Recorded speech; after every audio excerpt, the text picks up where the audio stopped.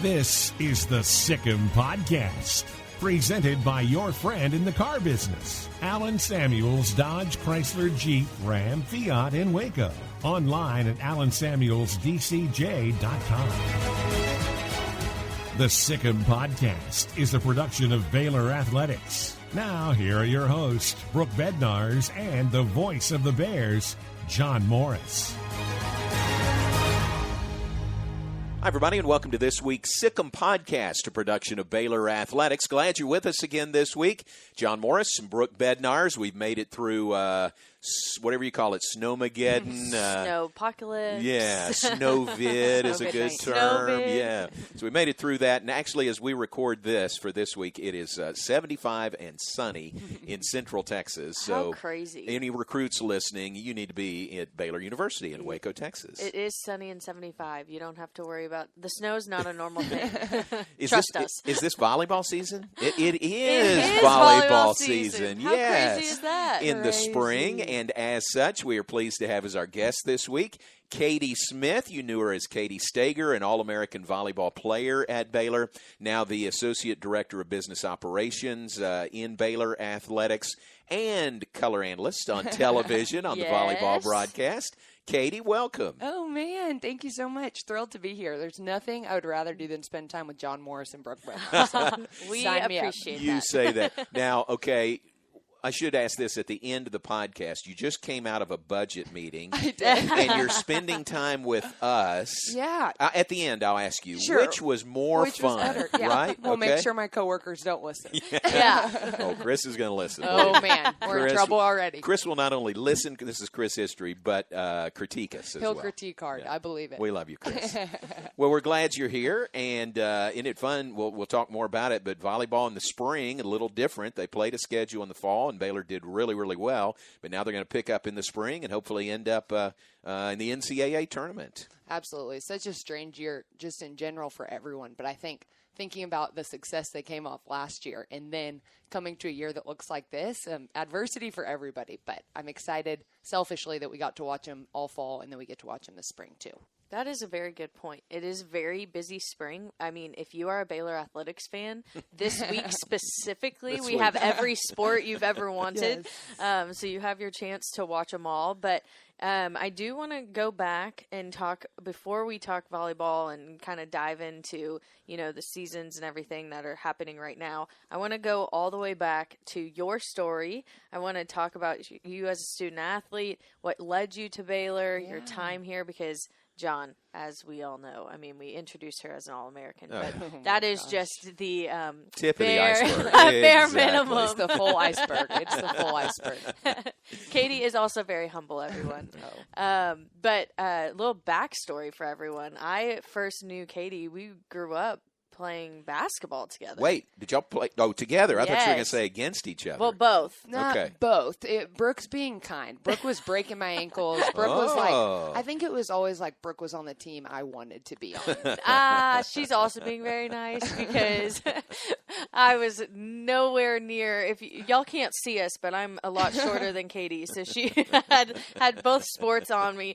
But it was neat because when we went to different schools and everything, and so we played basketball together. And then all of a sudden, I remember being in high school and hearing Katie chose volleyball. And I was like, oh, I mean, that makes sense. Like she's very good. She's tall. She can jump out of a gym. And then when we went to college, it was like, oh, Katie is at Baylor and she's killing it.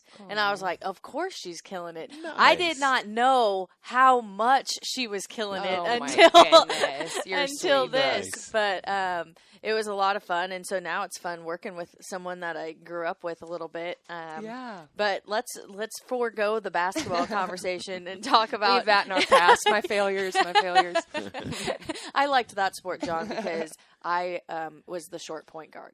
So makes sense. She was awesome. we were a good team. Very cool. While she was on the court, but tell everybody a little bit about your recruit process to Baylor and why this is where you felt like you should continue your collegiate career. Yeah, absolutely. So, like you said, grew up playing basketball, volleyball, dabbled in golf a little bit. I don't know. Golf. Yeah, I don't 4 know. years in high school, right? 4 years. It is. Yeah, it was more just to keep the program alive. Small private school. I think our motto was look the flyest, score the highest, if that tells you anything. So that was just fun. But so probably kind of freshman, sophomore year, when I was playing club basketball, playing club volleyball, loved that at my private school since it was smaller, I never had to choose. I got the opportunity to play both, but kind of started getting to the point where, back-to-back basketball practices with volleyball practices and seasons crossing over and things of that nature. And so had kind of just started looking at would I want to pursue playing volleyball in college maybe, basketball in college maybe, and kind of just started those conversations, started leaning a little more towards volleyball. Honestly, I think I liked that you didn't have to run as much, which you still have to jump a lot, but Right. less suicide Less runs. sprints. Yeah. Exactly. Suicides. We're done. Oh gosh, I'm like, my palms are sweating talking about those. But so kind of started a list with my coach and, what are the top 20 schools you might maybe want to play at? And I remember at the time making the list, but very much thinking like, wow, I don't even know if I'm good enough to play in college. Like, I want my college experience to be a school I would love to go to regardless. And so if it happens to be one of these schools and that's an opportunity, great. But just wasn't sure, skill level wise, I just didn't know what the opportunities were as a freshman, sophomore in college. I think now recruiting is so heavily based on, 8th graders, freshmen, it seems so young. But at the time, it really wasn't. At the time, I feel like I'm aging myself. There you go. But it was more like your junior years when people would really get offered, would really start going on visits. And so my sophomore year, I remember the Baylor volleyball coach at the time, Jim Barnes, came to a really small tournament in Dallas, one that wasn't a qualifier, wasn't anything huge, and came and, at that time everyone's whispering because the Baylor coach is there and everyone play good and things like that. And I remember afterwards he was talking to my coach about wanting to come to a practice and follow up with me. And guys, I just was shocked. I was like, me of all people, that's nice. And so came from a basketball practice, played the volleyball practice, and then he was asking if I wanted to come on a recruiting visit. So similar to our weather last week, came on a recruiting visit. Campus was closed because snowed out. So guys, I'm showing up on this campus, not a body in sight, and I'm just loving everything. I'm like, I'm sold. I love this place. And so kind of just had the conversation with Coach Barnes, Mark Pryor at the time, and by the end of the visit, they were asking if I wanted to verbally commit. And truly, I remember stepping aside with my parents and then being like, you should think about it. You should think about it. So, we'll call you guys back soon. I think on the way back to Dallas, where I grew up, we were in Hillsboro. And I was like, okay, can I call them? My parents were like, yeah, you can do it. And so verbally committed that day and absolutely loved every minute of my time at Baylor. So I'm so grateful that was part of the Lord's plan. But truly thought I had pulled the biggest fast one on the Baylor athletics department, the coaching staff, for getting them to offer me a full ride. That's great. It's a great story and mutually beneficial. Worked out great for you. Yes. It worked out great for Baylor and Baylor volleyball also. So during that time, y'all had some success. You had some success. You really did. I mean, the program was really on the rise, and you were a big part of that. I mean, you were a part of, where Baylor volleyball is now. You were a huge part of getting it launched and headed to the NCAA tournament every year. Oh, well, that's sweet of you to say. I think that is, to me, such a great compliment to see just the character of the girls in the program now. And if I could play any role in helping point it in that direction or anything of that nature, I just think that is the highest compliment. I think it's cool to look at who the seniors were my freshman year. And even if we, weren't playing for Big 12 championships, just some of the things that they instilled in me and the way that they led me. I think of people like Hope Robinson, people like Tori Cox, Jordan Teal, Nicole Bardaggi, and people like that who played. And I just, respected them as older players, but I also just respected them as people.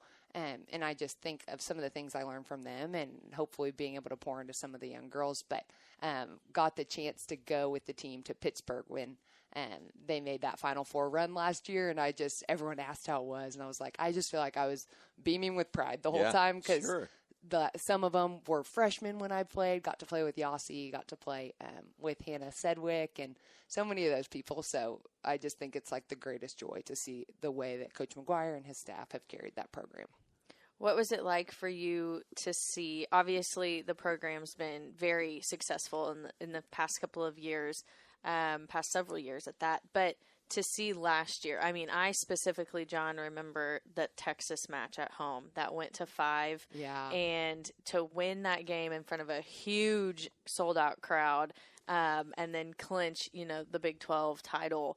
To see that and to witness that, and I believe to have called that. Yeah. What was that like? It was incredible. It's so much fun to think about just how many years in the making that was. I remember Coach McGuire coming, and at the time we were, playing well, but when he came, so freshman year tore my ACL, and then so redshirted that year, and then played 1 year under Jim Barnes, and then Coach McGuire came in. So I remember him coming in, I guess, so I got to play 3 years under McGuire, but I remember him saying, this is a team that's going to compete for national championships, and loved that he said it, was so excited, but I remember being like, whoo, we got a ways to go.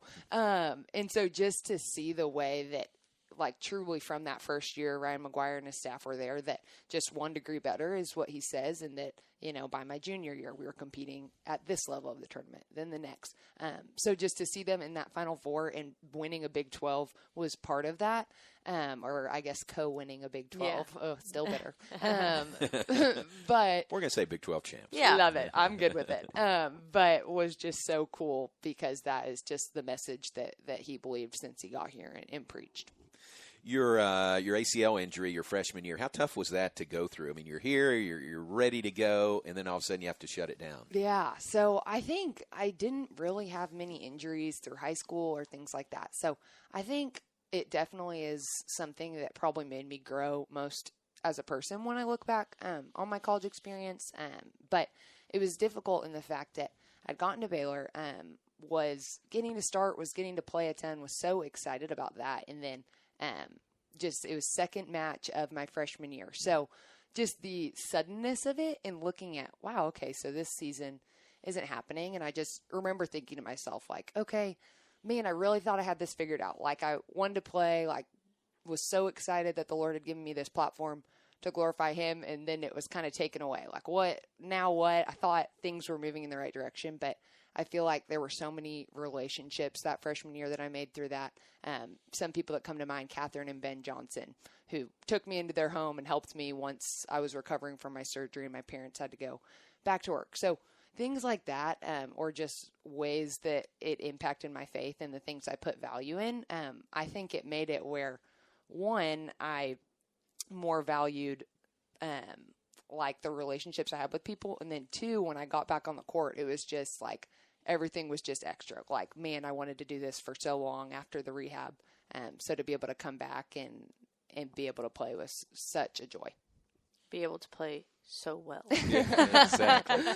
The numbers bear that out. Yes. Was there, when you look back at your playing time here at Baylor, was there a highlight, maybe it was one kill, maybe it was one match? One kill out of her junior year. There's like 698 kills in a single season. 600. When I wrote that yesterday, I was like, okay, freshman year, 317, which is a lot. Right. Redshirt sophomore year, 307. Redshirt junior, 698. Typo, maybe. Not at all. Not at all. Earned every single one of those. No, I spent a lot of time in the training room that year. I remember Cherie Colson just being like, your shoulder's going to make it. You're going to be okay. So grateful for her. But I think, it's so hard to pinpoint one moment or one time because, like, when I look back, I just think the experience is so incredible. Probably when I think of like one play, we got to go to Hawaii my 5th year. And so really cool experience, we surfed. I don't think what I was doing was actually surfing, but I certainly tried. But got to just have so much fun with our team. We'd lost to Hawaii, super bummed, had hoped to beat them. And then the next night we were playing BYU that was ranked really, really high in the top 10. And it was a late game. So I think our parents back home, it started at like midnight Texas time. And we were down the first 2 sets and came back like 15-13 in the 5th set.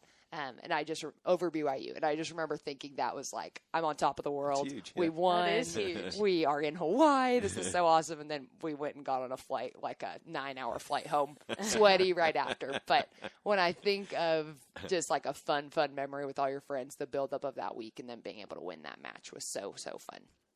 Very exciting. And talking about the numbers, we should let everybody know when you finished your Baylor career, you were second most kills in program history with 1,700 and the most in the rally scoring era. Yes. Somebody named Yassiana Is that Presley. how you pronounce Yeah, it? that's it. That might be a name. Has just passed you, but it took somebody like Yassiana Presley to pass you. So Oh my that was a goodness. great mark. That was so great. And I think you and I were doing the match, or did she do it on the road? She did it on the road, She which did. bummed me out. I Yeah. wanted her to do it at home. Yeah, and you were her biggest fan. I mean, it was I your record that you had for long enough, is what you said. And you were glad for Absolutely. somebody else like Yassi to have it. 100%. I remember Andy Malloy having some records when I was playing, and I remember one practice coach saying like, "Well, Andy, Katie's going to beat your records," and I was like, "Well, maybe I will." But I think it's just the coolest thing. Like records are meant to be broken, especially by players as incredible as Yassiana Presley. So yeah, my only bummer is that we didn't get to call it when it happened, because would have lost our marbles. It would have been so fun. And Brooke, how about this? Before we move off her student athlete days, Yes. how about her homecoming court Oh man, nomination? I have heard. day? I've heard. Yeah, that was Oh, great. man. You were the homecoming court nominee for the Baylor Bee Association. I was. And a queen candidate. That was fun. It was so fun. I think I didn't know what I was getting into. But, did the interview it was very fun to meet all the other people from different organizations and things like that. But had I think there was one event that regardless if you were one of the top 5 selected, that it was when you dress up and you're on stage at Pigskin. Right. And so Coach McGuire had let me leave practice early for that. And I remember being like, it's the only thing, like, that's the big event that, like, the representative has to go. And then when I was one of the top 5, it turned into, like, I didn't grow up doing beauty pageants or things like that. Guys, it was a full weekend. Like, you're up at 5 for the parade. Yeah. So much fun. But I remember being like, Coach, I can't come. I have a duty. I have a royal duty. He was like, oh, gosh. There's only one Motor Trend Truck of the Year. It's Ram from Allen Samuels. Now, kick off the new year with remarkable savings on new Rams during the Allen Samuels Start Something New sales event. This special New Year's event is underway right now, and you can save thousands on new Rams. Ram, for your family, farm, or business, and Waco's most trusted dealer, Allen Samuels. Allen Samuels Dodge, Chrysler, Jeep, Ram, Fiat. Your friend in the car business.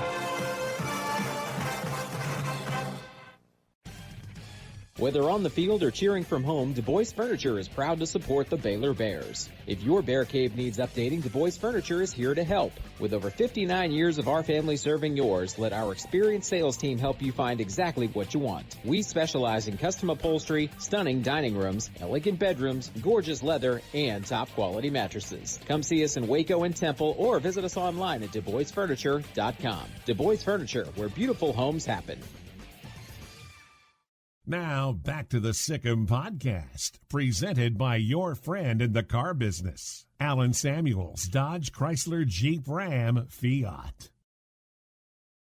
Visiting with Katie Stager-Smith on our Sikkim Podcast this week, and we remind you to subscribe, download to the podcast on Spotify, on Apple. It's on the Baylor website at BaylorBears.com. Katie, we talked about your playing days here at Baylor, your stellar career here at Baylor, and out of that, your degree was in... My undergrad degree was in sports sponsorship and sales. There you go. And then stayed for Masters of Business Administration in that 5th year. Very good. Yeah. And where in your mind did you want to take that degree? What did you think? Which direction did you think you wanted to go? Yeah, great question. I think, like maybe any college student, I didn't have an exact, this is the absolute dream. This is what I want to do. But I think tearing my ACL so early, I kind of had a big scope of, I know I'm going to have that 5th year as a freshman. What's that going to look like? And a lot of great mentors said, I think doing a master's in business administration would be really beneficial if you can do that. So basically, I think always if I could figure out how to do it, loved the idea of somehow pairing business and sports. Wasn't sure if that looked like professional sports. Hadn't originally thought much about college. I think I was a college student athlete, just didn't know many people who didn't know the people I work for now. So didn't know the opportunities that came from that. But I think I always loved the idea of pairing sports and business, whatever that may look like, but wasn't tied to it. Like could have done, I remember at one point looking at like a medical sales position, just everything seemed interesting. And then I was like, oh my goodness, I would have had to be in the surgery. I probably would pass out. No blood, please. Yeah. But yeah, primarily loved the idea of getting to work in business and sports. So tell us a little bit about the opportunity, the conversations, and how you came to realize that you could actually, turn in your Baylor career or your college career into your actual business career at the same place. Yeah. So during the MBA program, I graduated a semester early from undergrad. So started at what would have been spring of my senior year. So the MBA program has you do an internship in the summer of your program. So I remember them talking about, where are people going to do internships? And a lot of people would be going to Houston, Dallas, all over the country. And I still had another 5th year. And so needed to fulfill this internship requirement, but still wanted to do something I was really going to benefit from. So I remember Spencer Drango had told me that he had talked to the business office and worked for them and thought it was a really cool opportunity and I should set up a meeting with Cody Hall and see. So came by, met with Cody, met with Chris, thought they were awesome. And they said, like, we love helping student athletes out, like, would love for you to come do your internship here. So came, worked for them in the summer, and it was really great because they knew the demands of having to run to practice and things of that nature. But by the end of it, they were saying, hey, like, we love what you did. Would you want to come back in the spring and be our student worker, but not for the internship, just to actually be our student worker? And so did that and absolutely loved it. I think that was the first time I'd had internships in sports, but I think that was the first time I was able to really be in a situation where I could see, like, oh, wow, this is what they do every day. This is what Cody does. This is what Chris does. And I thought it was awesome. I think, and I'd say this right to him, but I think the quality and character of those two men, I think I was like, wow, there's no two greater people to learn from ever, except maybe J-Mo and Brooke Bednarz. But you don't want us teaching you any business anyway. hey, maybe. But so by the end of that, they'd mentioned, we've been down a person. We'd love to create a position if that's something you'd be interested in. And at the time, had a boyfriend, which never follow a boy somewhere, but he's my husband now, so maybe that's It worked out. It worked out. But he was living in Dallas, family's from Dallas. Honestly, was like, wow, that's such an incredible offer. I love that, but I don't see how I can't move to Dallas. Kind of as MBA graduation was coming closer, I think I started thinking like, oh my goodness, this is, you talk about what was the dream job. And I was like, I think it's sitting right here. I think this is exactly what I want to do. It's just not in Dallas where I was planning to move. And Chase, my boyfriend at the time, was like, loves Waco, is from Waco. He was like, hey, I've been trying to think of ways to get you to move to Waco for years. Like, if that's something you love, like, take the job and we'll figure it out. So forever grateful that he gave me that opportunity to let me do that, because absolutely love what I do, and ended up starting working here in June of 2018. Nice. So explain your job a little bit to people who don't know, and how you play a part in the collegiate athlete experience from behind the scenes. My favorite phrase is, and I'm sure people are tired of hearing it, but I kind of view athletic departments as the team behind the team. Yeah. So what is your role on our team? Yeah. So we kind of get to be a liaison between campus and then all of our sport programs. So basically anything with a dollar sign, anything money related, budget related, will come across our business office team's desk. And so what I absolutely love about it is that my job gets to be where I'm helping our coaches, here's the budget that we have to work with, right? There's not endless amounts of money, but what's a priority to you? And what are some ways that we can help you achieve your team's goals, dreams, desires with what we have in place? So I absolutely love that piece of it. I love what you said about the team behind the team, because I think of my time as a student athlete before I interned, so many of the faces in these halls who have, committed their careers to serving student athletes, to giving them this incredible experience. I didn't know who they were. I didn't know they were staying up till whatever wee hours of the night to create this incredible experience. So to have seen how much benefit and how much joy it brought me to be a student athlete here, and then to get to do the internal, the side no one sees, it's really fulfilling, and it's really purposeful to be on that side of things. Well, and this has been challenging. I mean, there's not a page in the business office handbook of, surviving a COVID and the shutdowns no crowds and the loss of revenue. How do you make that up? What do you do with budgets? That's been tough, hasn't it? It has been tough. I saw a quote or, a meme or something the other day of someone saying, like, I could really go for some precedented times. And I think that just hits it right on the head of That's good. So much of what we do is based on, here's what we've learned from our historicals, here's what we've learned from the past. And with the schedule changes, with so many different health and wellness initiatives that we are doing to keep our student athletes safe, it is a year lesson in contingency plans, I think is how my mom best put it. So I'll give her credit for that one, but has been challenging, difficult in so many ways. But I do think we've learned a lot, and hopefully we're able to move towards where things get a little more back to normal is what I'm hoping for. What does it mean to you? Obviously, the values and what Baylor stands for is what attracted you in the first place to be a student athlete here. Now working for the same place, how do you see those two parts being carried out on both aspects of it? And what does it mean to you to continue your career here at Baylor? Yeah, that's such a great question. I think as a student athlete, one of the things that drew me to Baylor originally when I came on my visit was I loved how when I met coaches or when I met student athletes that were here at the time, that it seemed like there was just undeniably such a greater purpose behind why everyone did what they did. If it was playing a sport, the passion they have, the drive behind it, and then even meeting the staff. It was not, hey, we care about you because you're a good sophomore volleyball player in high school. It was, we care about you as a person. We care how you're going to develop here in your faith, in your academics, and really all those things. And so now to have those relationships with people in these offices and to see the coaches and kind of the person behind our coaches, the person behind some of our athletic administrators, just to see the heart behind those people and why they want to serve our student athletes and give them the opportunities I was given. It really is. It's hard to go a day where you're not just grateful for the people that work here.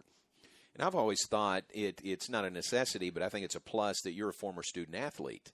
And when a coach comes to you or something, you get it. You get what they're asking for. They're not just asking for, a limo for no reason or something, or riding in style. Yeah, maybe there's a reason behind that. Or that's a bad example, but no, you know exactly. what I'm saying. You know where they're coming from as you meet with them about budgets and expense reports and things like that. Absolutely. So I think, exactly what you said. It's been so helpful in my position to be able to have that conversation with a coach. Or I always laugh because when I'm working with volleyball, I know exactly what the coach is talking about when they're asking a certain request.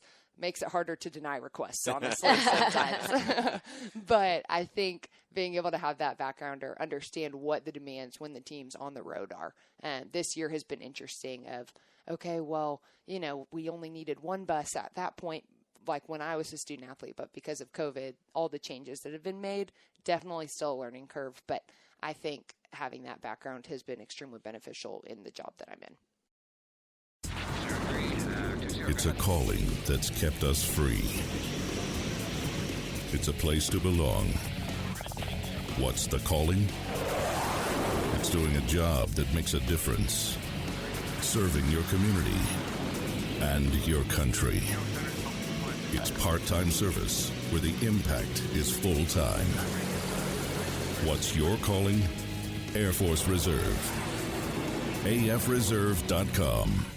If you need a trailer, Flat Rock Trailers has got you covered. From light-duty single-axle utility trailers to the Big Tex tandem duals. We also carry a full line of enclosed cargo trailers. Need a motorcycle trailer? We've got them. Need a dump trailer? We've got the largest selection in the state. Oilfield trailers? We carry a full line of Big Tex trailers to handle all your needs. Trailer repairs? We repair all makes and models. We'll even rent you a trailer if you need to use one for a day. Flat Rock Trailers, your #1 source for all your trailer needs. Find us at flatrocktrailers.com.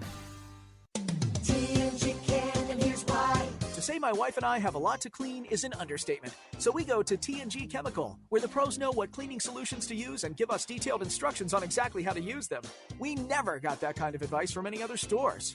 And the prices at TNG are great. From general household cleaners to odor control solutions for our pets. We go to TNG Chemical and Supply. That's why. TNG Chemical and Supply. That's why. You're listening to the Sick'em Podcast, a production of Baylor Athletics. Here again are Brooke Bednarz and John Morris. You're listening to the Sick'em Podcast, a presentation of Baylor Athletics. Brooke Bednarz alongside John Morris with the one and only Katie Smith, formerly Katie Stager. We've talked about your incredible career here at Baylor. We've talked about your job now and what you're doing and how you're continuing to pour into the student athletes that we currently have.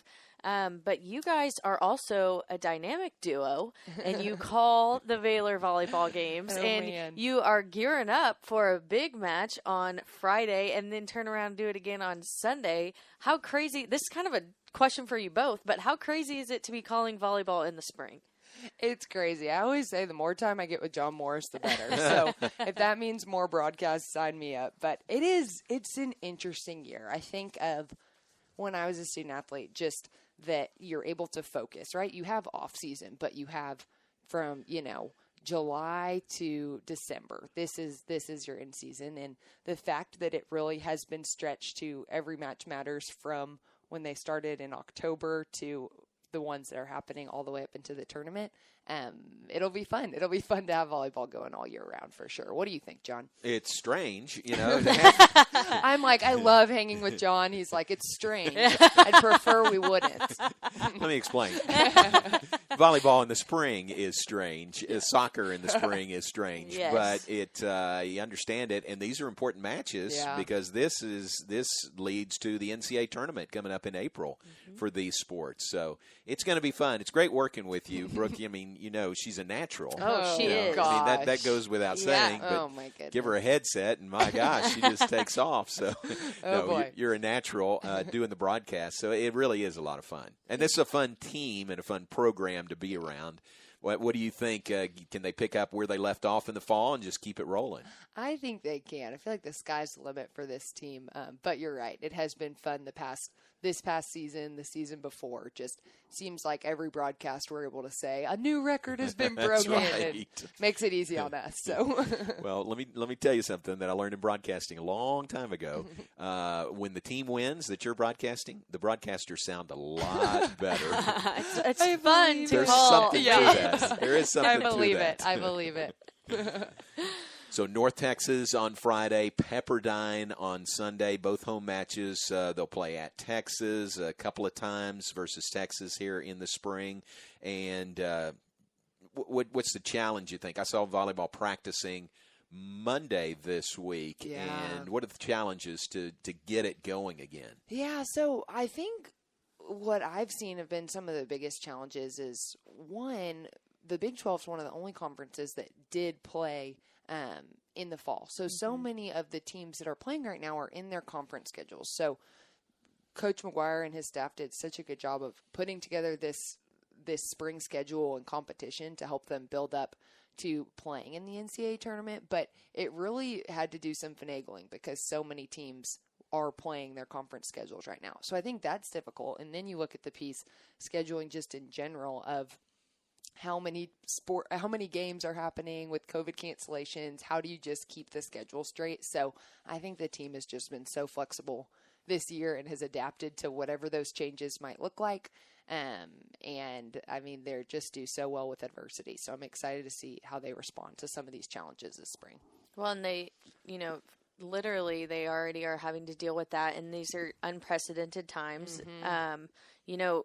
We have one of main competition court over at the Farrell Center, and it has to be cleaned. It has to be taken care of because there is COVID, and, everything is being paid attention to. And so when our men's basketball program had to postpone, and then they had to reschedule games, and then that bumped volleyball to Friday. So they're already adjusting their schedule. Right. So the name of the game is flexibility and being comfortable with everything being fluid and all the changes and everything. But when you look at this schedule, it's very regional. You're playing a bunch of teams that are right here. It's going to be extended trips, which might be a little bit different. And then you're also mixing, big rivals like Texas with teams that maybe they haven't played in a while, that are across the state. So what are your thoughts on just the looks of that schedule and the fact of, sometimes they're like Oklahoma, they play back-to-back days, and then others, there's some time in between. Yeah, I think it's just like you said, it being so regional, it does make it where the match, you have certain teams and then trying to balance the schedules. But I think how cool that Texas is such a hub for volleyball. I would say there's so many teams in the South that are good. And I think about how excited I am that we get to watch them play Texas 2 more times this spring and things of that nature. But yeah, it's difficult because they typically, play their off season in the spring. And so there are tournaments, but like we said, every single match matters to their ranking in the NCAA tournament and going into the NCAA tournament and getting that momentum. And so it's just different. You have to approach each of these games like we need to be as buttoned up as possible, and you don't necessarily have that natural conference leading up to wanting to play the best volleyball that you can. So I think this schedule will be challenging in some of the logistics of the times and the dates and things of that nature, but I do think it will help really prepare them, and I think the coaching staff has done such a good job in getting all of these games solidified. What do you think it says about the Big 12 that the biggest matchup is Baylor, Texas? That's one everyone looks forward to. They already played twice in the fall, and then to agree to play again in the spring, when they're both sitting in the top 10, the top 6 at that matter right now with the first polls that came out yesterday. What do you think that says about this conference and this program? Yeah, absolutely. I think it speaks highly of this conference that Baylor and Texas are right. They're scheduling this match because they want to best prepare themselves to go on a Final Four run, to win national championships. I think that speaks so highly for the Big 12 to have 2 teams and then a few not far behind that are really competing to go deep in this tournament. And then this program, similar to what I said about the conference, I think Ryan McGuire doesn't want to he is not a play it safe guy. He's not trying to just play some teams and then make it to the tournament. He's trying to play challenging competition so that his team can be competing for a national championship. And I absolutely love that about this Baylor volleyball team because I know that message comes from the top and the girls believe it too. I don't know about y'all, and you mentioned the poll, Brooke, but when I saw that Baylor was number 6, I asked Max at one point, Max Calderon, where's Baylor ranked? And he said 6, and I thought, why are we 6? Why is Baylor what not? Happened? Yeah, why is Baylor not 2 or 3 in the next? I was surprised. Were you surprised? I was surprised. This year has just been so difficult because of the schedules being at different times. So, right, we haven't played a game since December or November, December when they finished, and then all of these teams have been playing games, so it can affect their rankings things like that. Well, the Big Ten jumps in now, and they've got 1, 4, and 5 in there, so that's a factor too. Yeah. So. Well, and it's even Max pointed out because I also asked, and he said that from the time we've stopped playing, we've even been fluctuating in rank, even though we haven't been playing. That's what I was going to say. We've been bouncing around with like 5 and 6 and 5. And so it's rankings are take them out as you want. We'll see you on the court. I'm with you though. It doesn't seem fair Yeah. that you could drop when you didn't play. Well, does that show how far the program has come when we're questioning Right. why is I Baylor know. number 6? I know. I'm thinking of my freshman year. If someone said 6, I was like, come on. 6th in the Big 12? No, Exactly. 6th in the nation. Okay, No, that was a bit of a jab, J-Mo. I'll take it. We'll turn it to You're right. how great does this top 10 list look, though? The fact that Baylor's regularly in there, that it's always a discussion. And, I mean, not only volleyball, but, I mean, you just look across the aspect of Baylor athletics. And I feel like, I even joked with someone the other day, and I was like, why do they keep making it such a big deal? Like, they post polls every week. Like, we get it. It's the same. And I was like, it stays the same for us, like at the top, but not everyone else. And I was like, that doesn't sound great. But that's kind of, it's been so neat to be, especially for me, kind of coming into Baylor athletics and getting to, cover these teams and experience just this high level of success. Yeah. So for you as a student athlete who has been in these programs, who has been poured into, you've gone through all of it, whether it's with the nutrition team, our trainers, our coaching staffs, and to see the success across the board. Yeah. You got to be proud to be a part of that. Absolutely. I think it's so fun, right? Anytime people work in college athletics, it's fun to have success. I think it adds that extra layer of bonus when you were a Baylor student athlete, when, you bleed green and gold, right? I think I always laugh. My husband is maybe a bigger fan of my job some days than I am because he loves going to Baylor games. He's at everything. But I think just the coolest thing, like you said, is how much Baylor truly is a family. And I think that comes from the top with Mac Rhodes and leading our coaches and our staff so well, but truly a genuine excitement when men's basketball is doing this well, women's basketball, volleyball, and just the way that these programs and these staffs support each other. I love what you said, that it's just kind of become normal for these teams to be part of the discussion. As a Baylor grad, there's nothing that makes me more excited than that. So I think Baylor's a special place, and I'm biased as all get out. I'll be the first to say Same here. Yeah. But I do think that it's so cool that there's that camaraderie around these programs. There's only one Motor Trend Truck of the Year. It's Ram from Allen Samuels. Now, kick off the new year with remarkable savings on new Rams during the Allen Samuels Start Something New sales event. This special New Year's event is underway right now, and you can save thousands on new Rams. Ram, for your family, farm, or business, and Waco's most trusted dealer, Allen Samuels. Allen Samuels Dodge, Chrysler, Jeep, Ram, Fiat. Your friend in the car business. I hate my job, but I don't mind getting up in the morning. I dread each day, but I can't wait to get out of bed. You ask me why, and what I'll say to you is true. Well, you can get breakfast tacos at Rudy's Barbecue. Scrambled eggs and brisket, they ain't fooling around. Salsa drap, son, they're the best in town. Barbecue for breakfast, yes, it's true. Put a smile on your morning at Rudy's Barbecue. Next in line. This is the Sick'em Podcast, presented by your friend in the car business, Allen Samuels Dodge, Chrysler, Jeep, Ram, Fiat in Waco. Online at allensamuelsdcj.com. Well, and let's wrap up with this. You mentioned Chase a couple of yes, times. I was about to say, we're going to talk about him. Oh, boy. Your anniversary's coming up, March 7th. It is. So y'all got married March 7th, Brooke. They got married and went on a 6-month honeymoon after World that. shut down. It did. It was Absolutely. like Chase and Katie. Yes. We're good. That's it.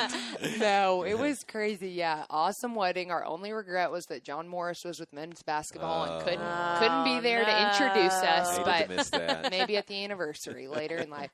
No, it was so wonderful, but it was the craziest timing of March 7th. If y'all can go back to that time, seems crazy, but it was COVID, people had talked about it, but it wasn't a fear. I mean, I think of having large weddings now and how hard that is for people getting married, and it was not a concern at all. So I remember us going on our honeymoon, and a couple days in, Chris Istry, emails me saying like, hey, I'm sure you guys are hearing some things like don't worry, like, don't be stressed. Y'all have fun. Enjoy. And I think by the end of the week, I was on an email from Kenny Boyd, like, this is pretty serious. Like, you've left the country. Probably don't. Come back. And then we were all in quarantine after that. Yeah, so basically. I think just the quickness of when that happened and the timing for us has been interesting. But yes, we're almost at a year now. March which 7th. Is wild. There you go. March 7th. And I'm kind of biased. March 7th is my parents' own wedding Oh, anniversary. nice. And so they're coming up on 29 years. So sweet. that's a good day. It's a good It's a day. good day. I was going to say 29. I feel like that's a good example to follow. It's a good Very day. good. That's good. Yeah. All right. We appreciate your time. Here's the final question. Okay. Which was more fun?